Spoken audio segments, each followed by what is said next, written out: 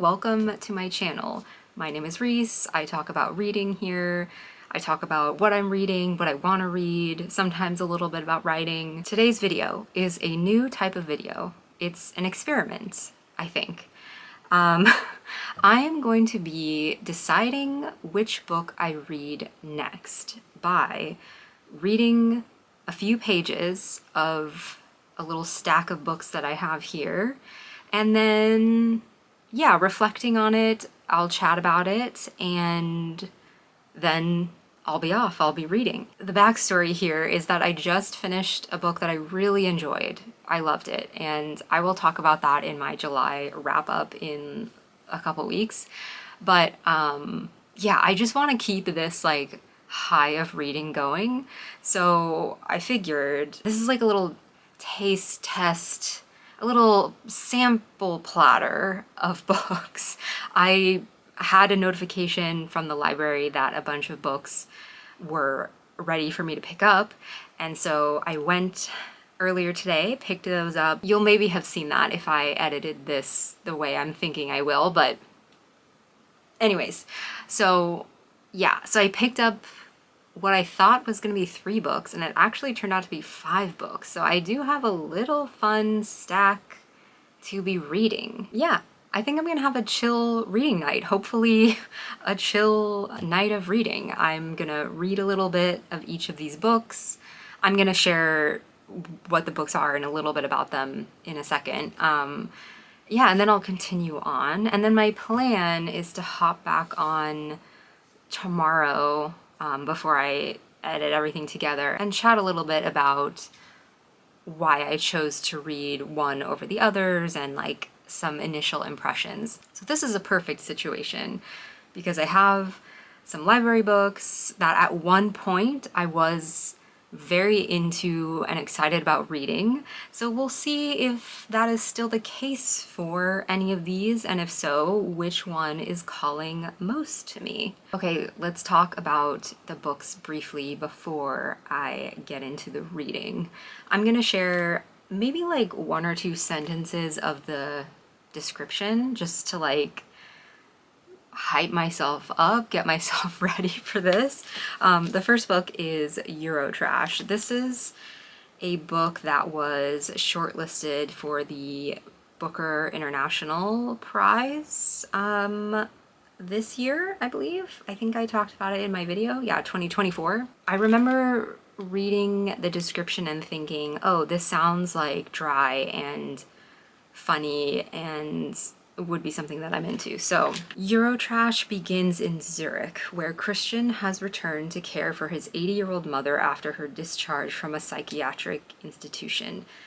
Confronting the dark shadows of his family's past, particularly his grandfather's strong ties with the Nazi regime, and struggling to navigate the emotionally wrenching terrain of his relationship with his mother, he sets off on a road trip with her. As they traverse Switzerland together in a hired cab, mother and son attempt to give away her vast fortune stuffed in a large plastic bag to random strangers. That sounds great. I mean, it sounds a little intense, but it sounds fun. Like a fun, wild ride. Why do I keep saying this book sounds fun? Okay. Yeah, I'm looking forward to reading a few pages to getting a sense of the prose of this one. Next book, which has been on my radar for a minute, I remember this book has been circling around in my brain, is the Doloriad by Missouri Williams. Description of this reads, in the wake of a mysterious environmental cataclysm that has wiped out the rest of humankind, the matriarch, her brother, and the family descended from their incest cling to existence on the edges of a deserted city. Wow, that sentence went in a direction I did not think it was gonna go. The matriarch, ruling with fear and force, dreams of starting humanity over again, though her children are not so certain. Together the family scavenges supplies and attempts to cultivate the poisoned earth. For entertainment, they watch old VHS tapes, of a TV show in which a problem-solving medieval saint faces down a sequence of logical and ethical dilemmas. This sounds tailor-made to me.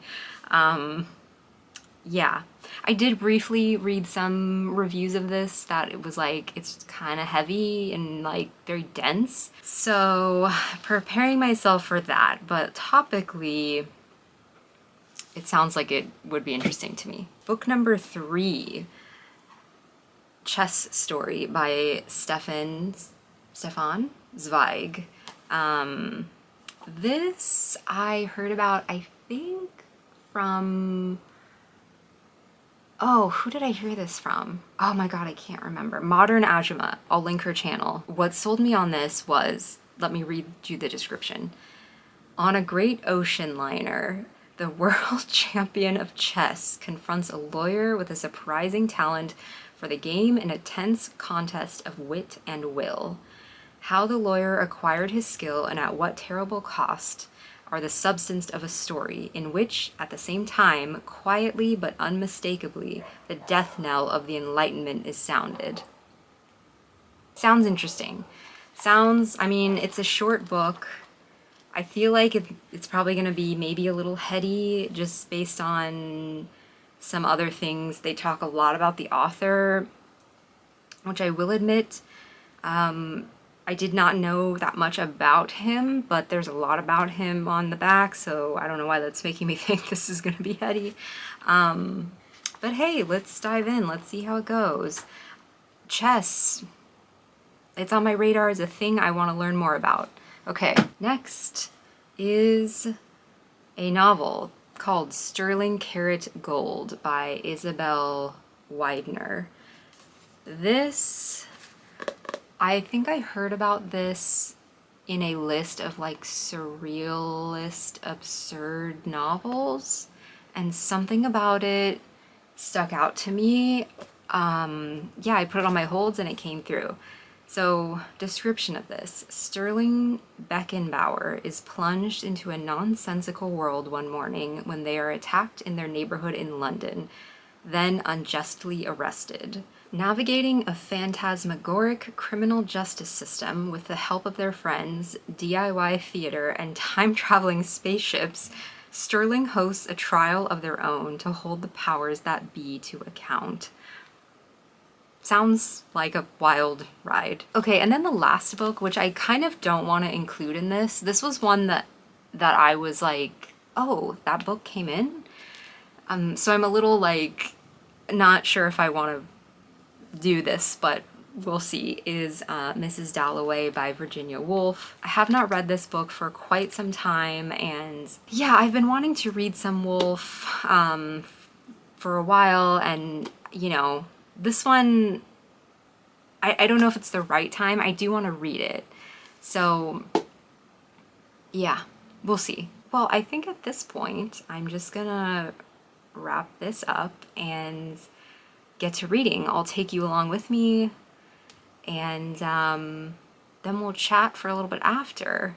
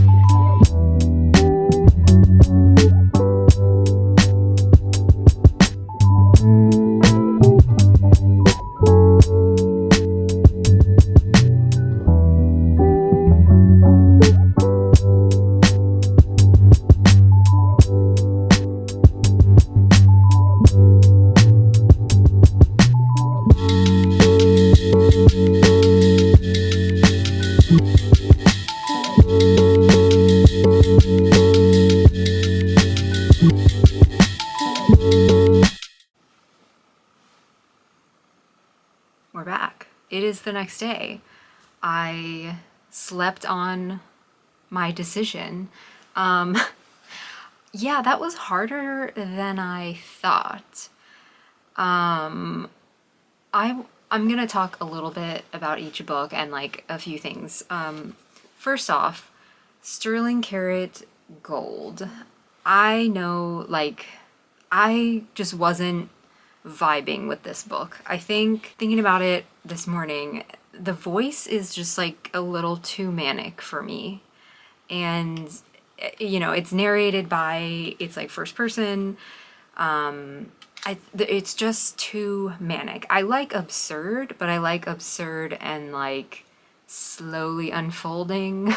Like in no way would I compare this book to On the Calculation of Volume, but like that to me is an absurd book, but it is just like kind of slow. And yeah, this was like manic, and I don't think I do well with manic absurd. Maybe small doses. Yeah, I guess I've decided, as much as there are many elements from the description that sound like interesting to me, I think this is like a DNF, so I'm probably gonna return this. I just can't picture myself wanting to pick it back up. But if someone has read this and wants to make a case for why I should continue reading it, let me know. I'm all ears for that. Okay, next, let's go in like reverse order, whatever that means. The Doloriad. So this is so much like something that I would be into. It's dark, it's weird, it's, you know, kind of, I guess, post-apocalyptic in a sense. I think I agree with that review that I read, that the writing is really kind of dense. Every sentence was kind of packed, not in a manic way, but in a like, this is just a lot to take in. And so my decision with this one is that I do want to read it. It's not the next book I'm gonna read, so I'm gonna hold on to this one for like a minute and see if I'm in the right space for it in a few days, you know, whenever I'm ready to read my next book. I do want to give it a chance. I thought, like, going into it, I don't know why I had a weird, oh my god, what is it called? What is it? Moshfegh, Lapvona.